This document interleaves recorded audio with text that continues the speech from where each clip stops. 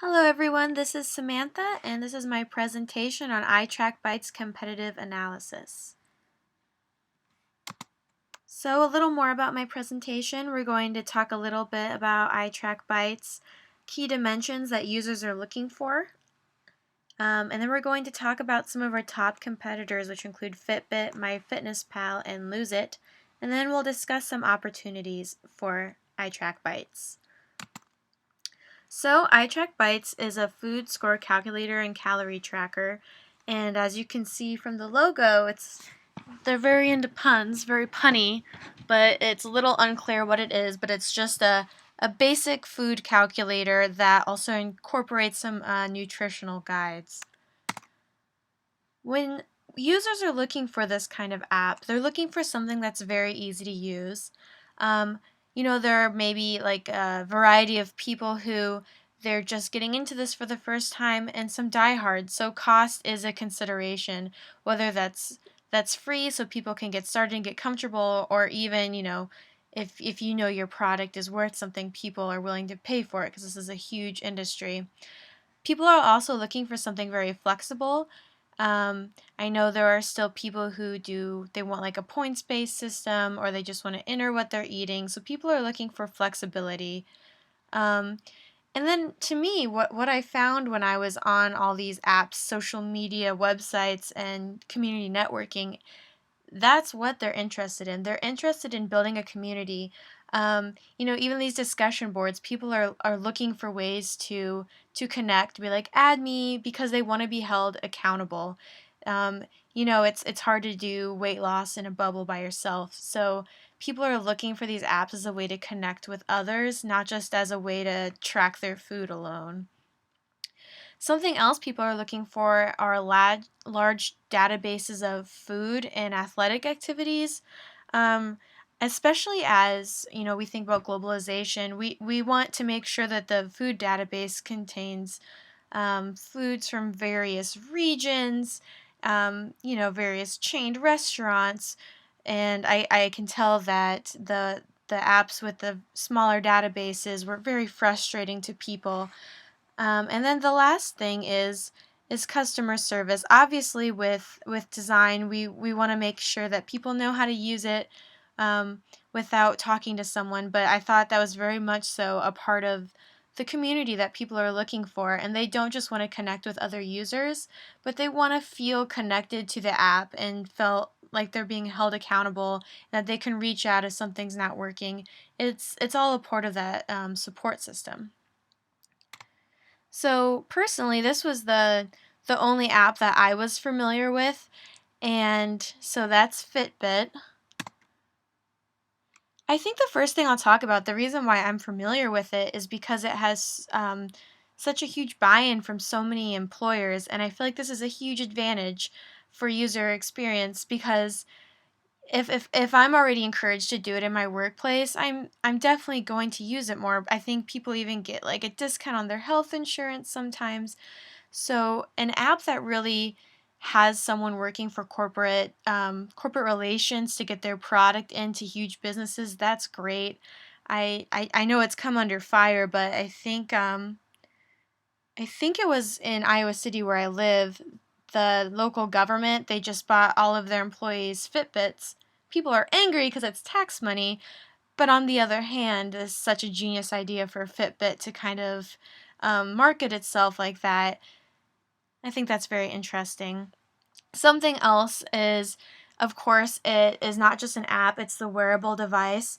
I think this is great because I think the reason I would never use something like this is because I don't want to enter so much information. So the fact that it could be on a wearable device where it kind of takes some of my stats, or, it's a pedometer, whatever it is, like that integration is really advantageous. And as I noted, it's an immersive experience. It's very easy to use, and I think it's great that the app works with or without. It's a beautiful, modern, streamlined design. And the cool thing about the app is one of its featured sections of the app is competitions. Weekend Warrior.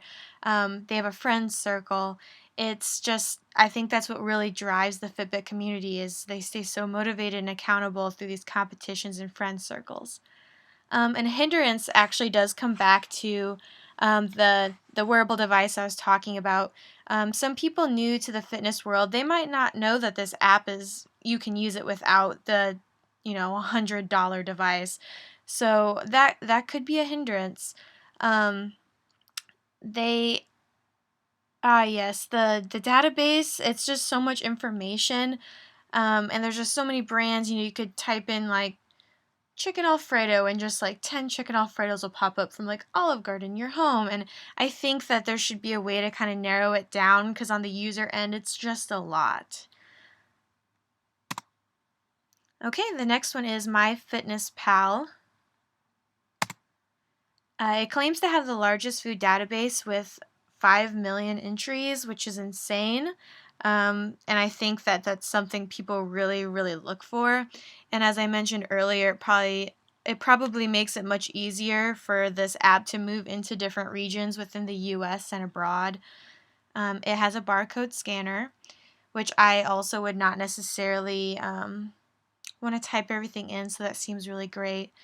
And while while the aesthetic I think isn't quite as beautiful as Fitbit, it is owned by Under Armour, and I think that the look does reflect that. And I think it, having tied to an athletic company like that, it makes you feel secure, it makes you feel comfortable, and I'm sure that they brought in their own people who are really loyal to that brand. I think that's great.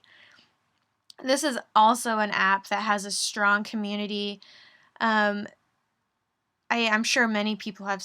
I don't use it, but that like the running thing that everyone always posts to Facebook. But it's a family of apps, and I think that like I said, community is a huge one. People really want to be able to connect with friends locally and meet new people, and I think that their family of apps does promote that. Some hindrances are it is free to download, but the ads are huge. In the Fitbit app, I don't think I came across any, but in this app, they were just so big and took up so much screen space. I was prompted to upgrade to premium, and when I'm entering my goals, I think I could only enter one without upgrading. So it seems like you have these like great options, but really you need to upgrade. And then even though that the family of apps can promote community and connection, um, from a user experience standpoint, I think it can be really frustrating to have to jump between apps when it, maybe should all be housed under one. It can be very disjointed and confusing, and I think that people don't want to spend a lot of time doing this, and it does become very time consuming and frustrating. Okay, the third competitor we're going to look at is called Lose It. It's a free app. It also uses a barcode scanner, although from the many reviews I read, it seems actually kind of unreliable. I read that there were several updates where things just changed so drastically and people were discombobulated, and the barcode scanner got better and then worse. It also has a built-in and easy to use pedometer. It's incredibly easy to set up. Again, the options are limited unless you upgrade to premium. That includes tracking water consumption, which seems incredibly basic to me. It is also much more basic when it comes to community building. It seems much harder to track in this app. I found it to be very time consuming, and the database is also confusing and not as large as others. It was definitely one of those situations where you I read a lot of reviews that said, I don't just eat out necessarily. I cook a lot, and you have to upload your own recipes to the app, and I think it just becomes too much. Yeah. So some opportunities for iTrack bites. As I mentioned earlier, the look and feel of the website, it's very hard to tell what it is at first with the dog print logo. I think someone got a really great idea and thought it was really funny, but it's quite confusing, especially to, if you want to expand to, people in the US who are English as a second language, immigrants, people abroad, that kind of pun doesn't transfer over well. So I think that a redesign that is approachable for people from multiple backgrounds, that's more straightforward, will be great. Um, I think we need to modernize the look. But also, I found that some of the apps, the ones that I mentioned, were very overwhelming. It had too many options. I think it's important that they keep it simple. If they want to be a food tracking app, then they don't need to provide so much nutritional guides or whatever. I think it's just too much for one app, and it's just inundates you with information. Of course, they need to expand to more platforms than just Apple products. A lot of people want this for their Kindles and their Android devices, so that will need to be a huge priority. I also found the Bytes system they have, which I'm guessing it's kind of like a points-based system, is incredibly difficult to understand. They had like a they had a classic Bytes system and a new and improved Bytes system.